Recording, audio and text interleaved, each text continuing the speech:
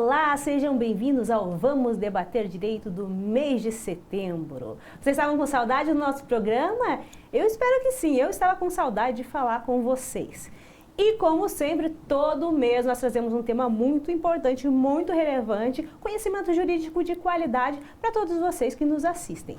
E hoje não seria diferente, e para isso eu estou aqui com o Dr. Lucas Lima, ele que não é o marido da Sandy, mas é tão importante, tão relevante, um profissional tão bom em sua área quanto o professor que faz mestrado PPGD da Uninter, também é formado pela Universidade Federal do Paraná e participa de grupos de pesquisa em Direito Penal e Criminologia da Universidade Federal do Paraná. Então vocês estão vendo que é um grande profissional e que está na linha de frente nessa questão do direito penal.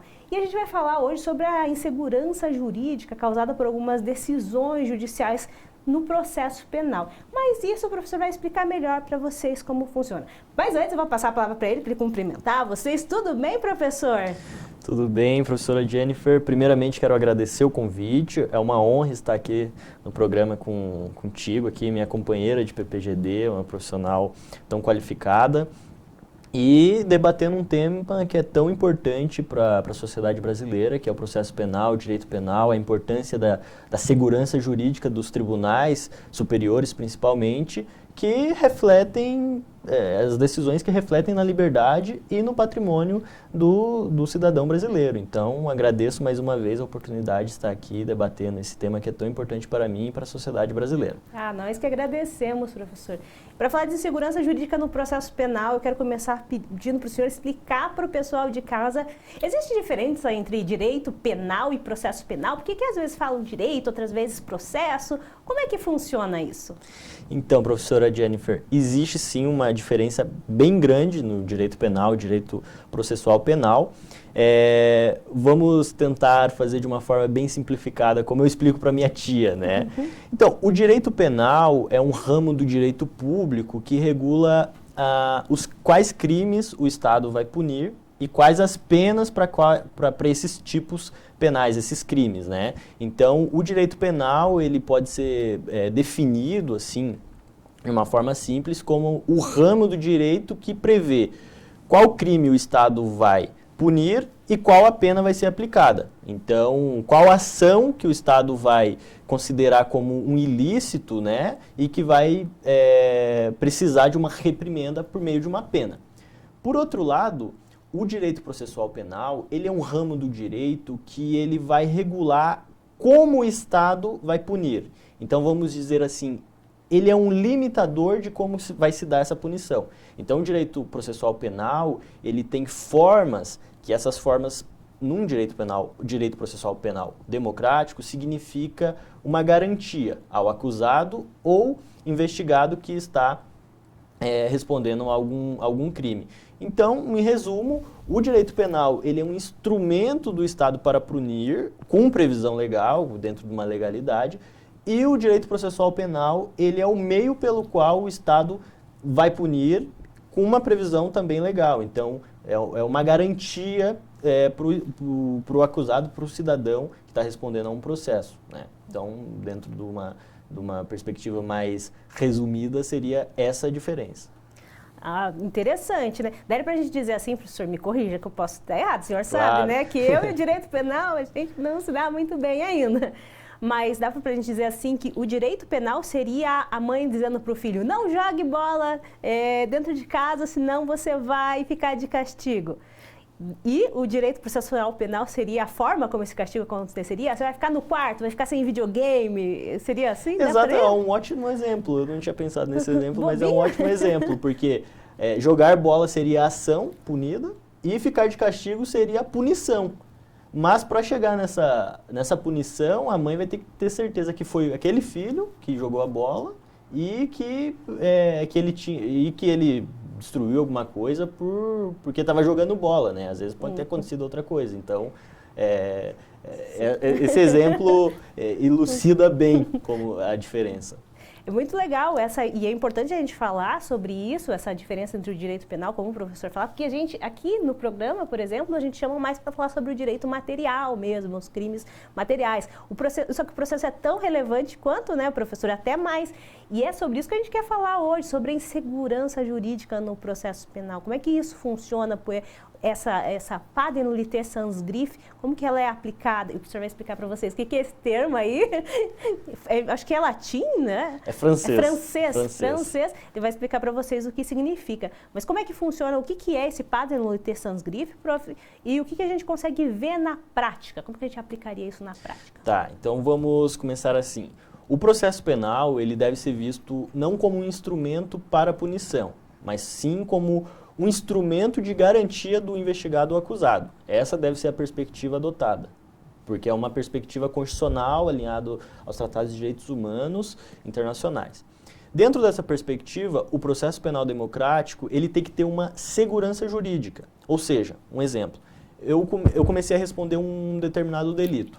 Eu tenho que saber que eu não preciso de uma sorte, por exemplo, de cair em uma determinada Câmara que vai julgar o meu recurso, ou um determinado ministro que vai julgar o meu recurso. Eu tenho que saber que, se eu cometi aquele crime, eu vou ter uma pena X. Ou, se eu cometi um crime e teve uma investigação prévia e essa investigação foi irregular, eu tenho que saber se essa investigação vai ser considerada lícita ou ilícita. Eu não posso, como um ditado popular no direito, eu não posso ter um processo penal freestyle, né, que pode acontecer de tudo. Não, eu tenho que ter uma segurança que eu vou ter um devido processo legal para chegar numa sentença, seja condenatória ou absolutória, correta.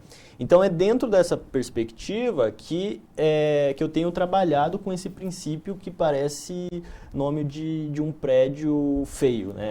Eu ouvi isso uma vez de um professor, esse princípio Padenolité-Sans-Griff, que nome estranho. Mas esse princípio é muito importante dentro dessa lógica de um processo penal que se proponha seguro, né? Dentro de uma segurança jurídica. Porque o que é esse princípio?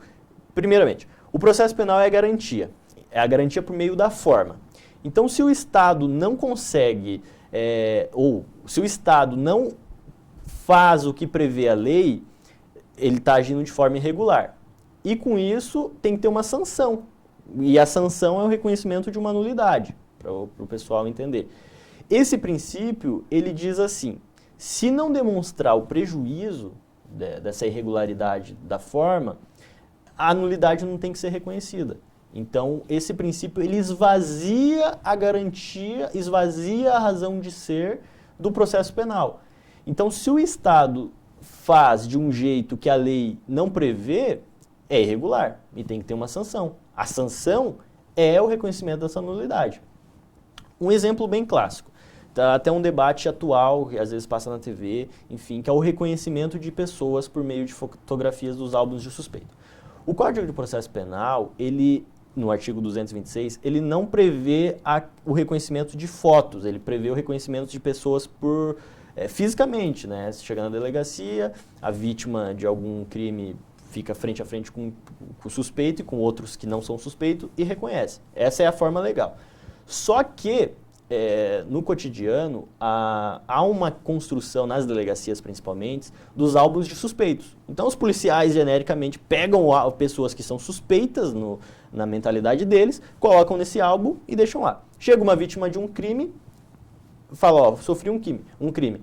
O policial vai e abre esse álbum e fala, qual dessas pessoas cometeu o crime?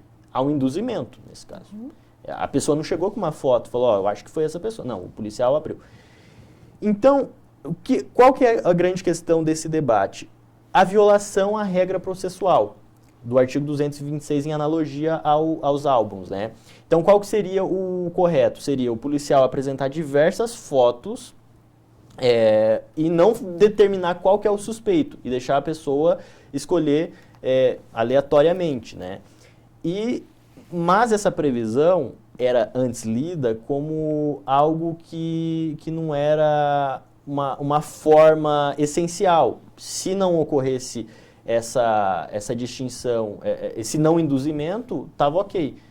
Só que o STJ, numa decisão histórica, falou, não, tem que ter um procedimento garantidor que não haja esse induzimento. Então, a segurança jurídica no processo penal, ela vai nesse sentido, de que a forma tem que ser observada para que a gente consiga chegar numa punição correta e justa, né?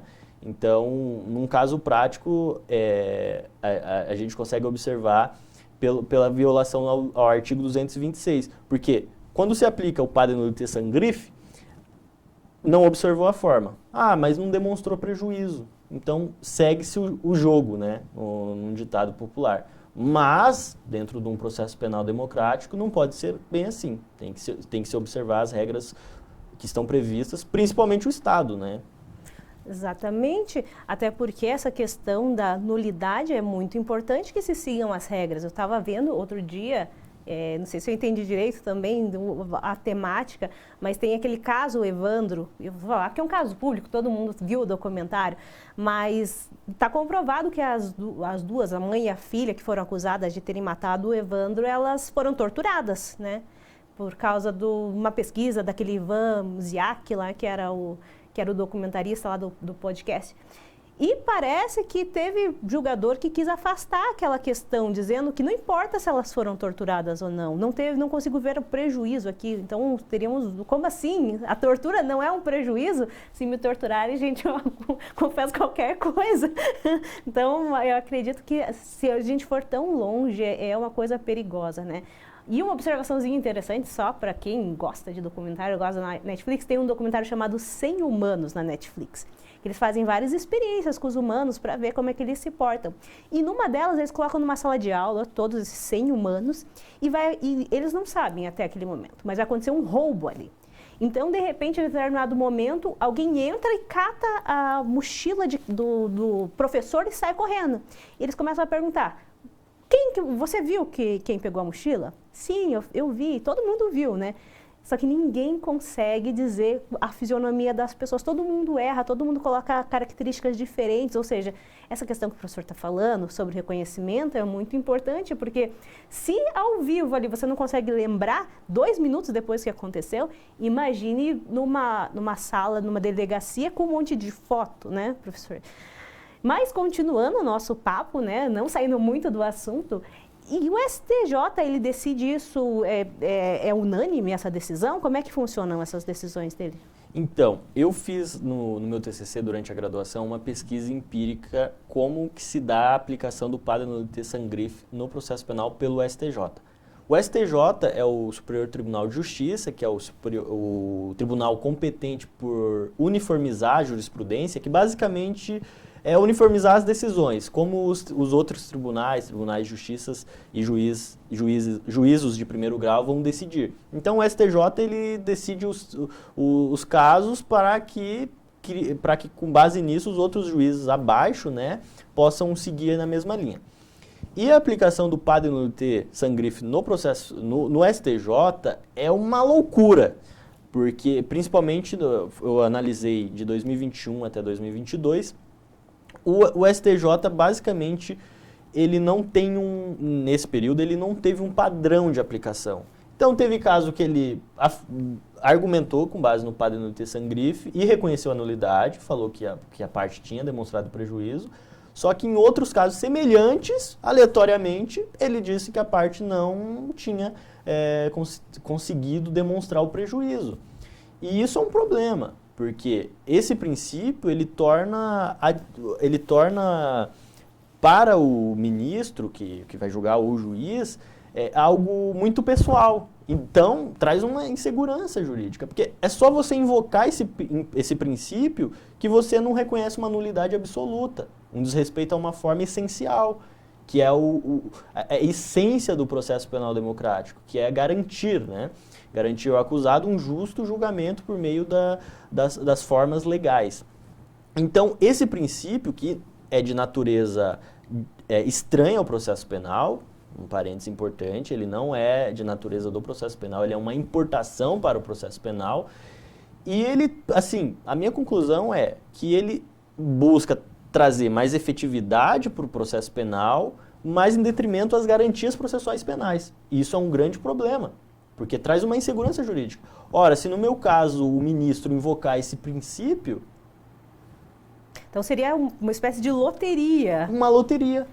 Eu entrei, minha ação caiu com esse ministro, ele decidia que nulidades, precisa comprovar que teve prejuízo, não vou aceitar, você vai ter que responder pela pena que foi culminada. Mas daí cabe recurso ao STF nesse caso? Cabe, mas por uma questão formal, assim, da nossa sistemática de recurso, dificilmente o STF vai debater essa questão, sabe? Eventualmente até há casos, daí entra na questão de novo da insegurança jurídica, há casos que as pessoas conseguem no STF uma vitória num reconhecimento de nulidades, mas isso não é a regra, é exceção. Nossa, é bom saber. E é uma discussão muito interessante e muito importante, porque ela, querendo ou não, reflete na vida de todo mundo. A partir do momento que todos nós podemos, nem que seja injustamente, né, acusados de algum crime, ter que responder a algum processo. Bom, eu recebi algumas perguntas aqui, eu separei para fazer para o senhor, e a primeira delas é: quais são as principais contradições legais e doutrinárias relacionadas à nulidade no processo penal, professor? Perfeito. A primeira contradição legal, assim, a nulidade, ela tem um capítulo no Código de Processo Penal, que é a nossa lei que regula os atos, né? Tem outras leis, mas é a nossa lei principal para o pessoal entender. A previsão está a partir do artigo 563 do Código de Processo Penal. E a primeira contradição é que a nulidade, na minha perspectiva teórica, ela deveria estar em primeiro lugar no processo penal, porque ela é a essência da segurança no processo penal, sabe? Porque ela é uma resposta a uma irregularidade que os órgãos estatais, seja a polícia, o Ministério Público ou o juiz, quando eles cometem, tem que ter essa sanção, né? Então, a primeira controvérsia é que ela deveria estar já logo de início, já regulando, já deixando claro que quando o Estado não segue a sua própria regra, tem que ter uma sanção. A controvérsia na doutrina é absurda, no sentido de que a gente tem diversos... Só para o pessoal entender o que é a doutrina. Doutrina, basicamente, é a representação dos pensadores sobre um determinado tema do direito. Então, dentro do processo penal, tem a doutrina processual penal. Então, você faz um livro ali, você começa a ser conhecido, você se torna uma doutrina, vamos dizer assim, para o pessoal entender. Então, não há um consenso na doutrina sobre a sistemática da nulidade. Para alguns, a nulidade é algo fraco, que não deve ter uma relevância no processo penal. Para outros é algo intermediário e para outros é algo essencial, que é a doutrina que eu sigo, né? Tanto é assim, só um dado interessante, que a maior parte da doutrina dá uma relevância muito baixa para a nulidade, embora seja um tema de grande relevância para a segurança jurídica no processo penal. Então, a controvérsia, a nossa lei não trata bem a nulidade e os nossos pensadores não tratam bem a nulidade. E o nosso judiciário não trata bem a nulidade. Então, esse tema que é tão essencial para o processo penal democrático, alinhado à Constituição Federal, ele não é tratado bem por ninguém, vamos dizer assim. E daí vira uma bagunça, daí vira um né? freestyle. Porque você não sabe quem você segue, como que aplica. Eu estive há 2 semanas atrás num podcast com o procurador da República, Robson Martins. Ele estava falando sobre Ministério Público das Garantias, que era a tese do doutorado dele, baseada no juiz de garantias também, né? E, na sua opinião, professor, o senhor acha que essa questão, eu não sei em que momento exatamente que acontece a maior parte das nulidades também, se é durante a investigação, se é lá durante o processo, mas será que essa questão desse juízo das garantias, que ele me explicou tão bem, que me pareceu pelo menos uma coisa tão boa para a segurança jurídica, ela pode contribuir para que essas falhas não aconteçam? O que você acha? Assim, numericamente eu não consigo dizer se há mais nulidades na fase de investigação ou na fase já do processo penal com ação mesmo, né? Mas, com certeza, o juiz de garantias, ele vem para ser um grande instrumento de garantias para o acusado e investigado, para até assim, ó, a gente pensa, mais um instrumento para deixar criminoso solto. Não é bem assim a lógica. Porque o que a garantia visa? A garantia visa que tem um processo justo e também é interessante que o Estado siga as próprias fórmulas que estão previstas na lei para depois não ficar tendo que refazer. Então é interessante ter um devido processo penal. Porque, como bem pontuado pela professora, todos nós estamos sujeitos em algum momento a responder um processo penal, um processo criminal. Isso porque mesmo inocentes respondem a processo penal. Então, o juiz das garantias, que é um juiz que vai atuar ali antes da ação penal, né, um juiz que vai atuar durante a investigação, ele serve sim como um grande instrumento para evitar nulidades e nulidades que viciam depois o processo, que possam ser reconhecidas depois e ter que começar do zero. Então, com certeza, ele é um grande instrumento e nas últimas semanas o STF declarou a sua constitucionalidade, ele vai ser implementado daqui a um tempo e ele vai contribuir, com certeza, para um processo penal democrático, que é o nosso norte, né? É isso que nós mais queremos, porque querendo ou não, essa segurança jurídica, ela é base de todo o sistema, para que ele funcione. E como a gente vê nos jornais, eu que não sou da área criminal, só acompanho pelos jornais, né? Mas várias pessoas que foram presas indevidamente, essa questão da fotografia que o senhor falou agora há pouco, também acompanhei um caso de um rapaz que foi preso 2 vezes indevidamente por causa do reconhecimento fotográfico. Estava em outro estado lá e acharam que ele estava cometendo um crime. É um grande problema. E se esse negócio do juízo das garantias vai ajudar, nossa, eu acho maravilhoso. Eu não tinha entendido muito bem o que era, descobri há 2 semanas atrás, como tudo no direito penal, eu descubro a partir dos programas, mas achei muito legal. Eu vou fazer outra pergunta aqui, que eu separei para o senhor, prof. Como as decisões do STJ em relação à nulidade no processo podem afetar a prática jurídica e o sistema de justiça como um todo? Então, essa é uma pergunta bem interessante, porque como eu disse no início, o STJ ele é o tribunal responsável por uniformizar as decisões. Então, não necessariamente os juízes de primeiro grau ou os desembargadores precisam seguir o STJ, porque tem caso a caso. Mas o STJ, ele dá, vamos dizer assim, diretrizes para que os juízes de primeiro grau e os desembargadores sigam, né? Então, na prática forense, ter uma segurança jurídica, ter uma posição sólida do STJ em relação ao que é nulidade, em qual caso a nulidade vai ser reconhecida, em qual caso ela não vai ser reconhecida, qual que é o padrão de reconhecimento, é muito interessante, porque isso vai evitar que haja uma demanda muito alta ao próprio STJ, porque tendo um padrão, tendo uma uniformização, as coisas vão ser resolvidas já em primeiro grau ou em segundo no máximo. Então até a justiça não vai ficar tão cheia, né? Igual é hoje. Hoje o nosso número de habeas corpus, por exemplo, é um número absurdo, sabe? O quanto de ação que tem perante ao STJ, ou STF. Então, a uniformização do STJ, por meio das suas 2 turmas, que é a quinta turma e a 6ª turma, é de muita relevância para a prática forense. E só para complementar a outra pergunta sobre a questão do processo penal democrático, tem uma frase que é muito interessante, que é do Aury, né? Ele fala assim, o Aury Lopes Júnior, que é um doutrinador, ele fala: punir é civilizatório, mas dentro das garantias fundamentais do processo penal.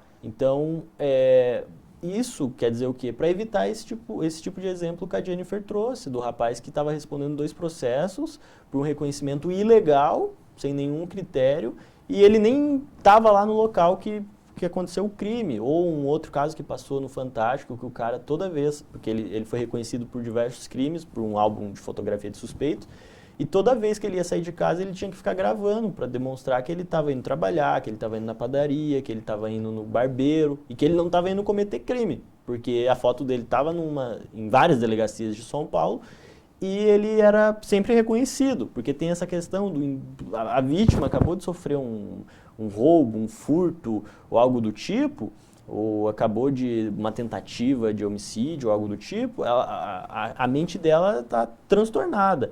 E quando você coloca uma foto na frente dela e fala, foi esse? A chance dela falar que foi esse naquele momento de terror que ela tá é grande. E essa foto foi tirada de onde? É isso que o processo penal democrático busca retirar, né, de cena, vamos colocar assim. É uma garantia para todos nós. Né? Até porque, pelo menos eu tenho a impressão que quando é apresentada essas fotos ali na delegacia, se me apresentassem, eu teria a impressão que o policial sabe que tem alguém que cometeu o crime ali naquele banco. E eu tenho que achar qual é. Sendo que pode ser que a foto dele não esteja ali. Quem me assaltou não esteja naquele banco e eu, na ânsia de achar que eu posso encontrar, eu indicar alguém que é inocente naquele crime. Seria um grande problema, né? Vamos para a próxima pergunta.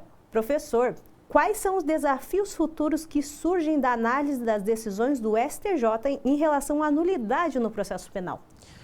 O desafio é o seguinte, é a gente conseguir, por meio de pesquisas empíricas, eu sou um entusiasta da pesquisa empírica, isso em grande relevância pelo meu professor na Federal, o professor Francisco, e para que a gente possa entender qual que é o cenário, né, por meio dos dados, então é muito interessante a gente trabalhar com os dados, e para partir desses dados a gente pontuar, ó, isso está incorreto, ou isso está correto, ó, isso é um padrão legal, isso é um padrão que não é legal.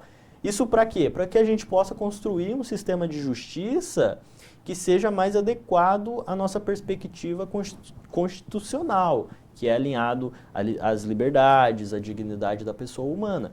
Então, a gente conseguir, por meio de pesquisas empíricas no STJ, conseguir resultados, para a partir desses resultados a gente construir uma nova perspectiva de justiça criminal, é de suma importância, porque no fim, isso tudo está dizendo sobre as nossas liberdades de ir e vir e também sobre os nossos patrimônios, porque querendo ou não, responder um processo, em maioria é sobre liberdade, mas também às vezes sobre patrimônio, né?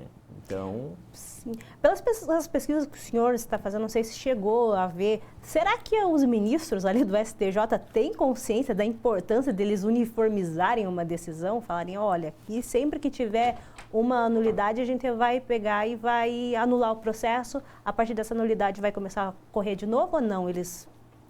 Olha, eu não consegui chegar a essa conclusão. Mas assim, eu percebo que ainda falta uma grande uniformização. Talvez, por meio do CNJ, né, que é o Conselho Nacional de Justiça, a criação dessa uniformização das turmas criminais do STJ seja um caminho, né, criar essa mentalidade de que eles devem pensar juntos, claro, cada um tem a sua particularidade, seu pensamento, enfim, mas que eles devem pensar juntos para uniformizar e trazer mais segurança jurídica à nossa sociedade, né? Muito legal. Gente, nós estamos nos encaminhando para o final do programa de hoje, que é uma pena. Eu quero agradecer muito o professor Lucas por ter vindo falar com a gente. Como ele falou no início, nós somos colegas no mestrado. Quando eu ouvi falar do tema dele e ele me explicou o que era, eu achei muito interessante, achei de suma importância trazer para vocês, por isso que eu fiz esse convite. Mas eu quero agradecer. E, professor, quando o senhor, caso a sua dissertação vire um livro, me fale que a gente vai trazer aqui para apresentar para o pessoal também, que é muito legal, para que eles comprem e aprendam mais sobre esse tema. Eu que agradeço a oportunidade de estar aqui falando de um tema que é tão caro para mim, né? Tem uma relevância muito grande na minha formação e foi uma felicidade muito grande conhecer a Jennifer no nosso PPGD e com certeza eu pretendo que vire um livro e irei avisá-la, sim. Mais uma vez agradeço a oportunidade de estar aqui debatendo esse tema que é tão relevante para mim. Então é isso, pessoal. Chegamos ao final de mais um programa Vamos Debater Direito. Você gostou? Eu espero que sim. De qualquer forma, gostando ou não, que eu acho que você gostou, hein? Siga a gente nas redes sociais, a Uninter está lá no Instagram, no Facebook e também, como a gente falou aqui do PPGD, caso você tenha interesse em fazer mestrado, dá uma olhada no site da Uninter para você aprender, para você entender como é que funciona o processo, que é muito legal. Qualificação todo mundo precisa, né? Então é isso. Eu volto em novembro para falar com vocês. No mês que vem vocês vão estar aqui com a professora Priscila Bortolotto Ribeiro, com um tema super interessante, mas sem spoiler, não é mesmo? Então é isso, um grande beijo, tchau, tchau!